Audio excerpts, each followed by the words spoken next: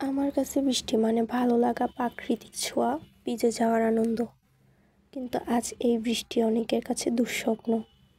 অনেক পরিবার আজ পানির নিচে, ঘর নেই, খাবার নেই, বিদ্যুৎ নেই।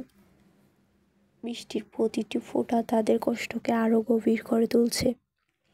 আমরা যখন চায়ের কাপে চুমুক দিই আর বৃষ্টি বিলাস করি, তখন কেউ হয়তো নিজেকে বাঁচাতে, প্রিয় মানুষকে বাঁচাতে, নিজের ঘরটা বাঁচাতে ব্যস্ত।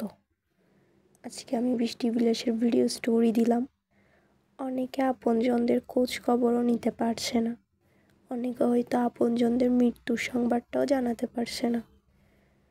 আমি বৃষ্টির সাথে খিচুড়ি খাচ্ছি, অনেকে হয়তো না খেয়ে আছে।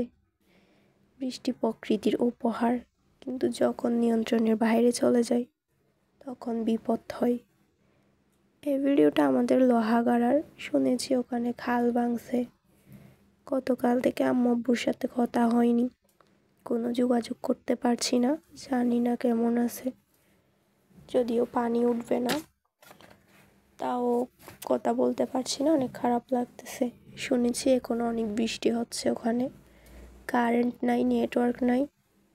যেই গ্রামে খাল ভাঙছে তারা হয়তো আরও বেশি কষ্টে আছে, জানি না কি হবে।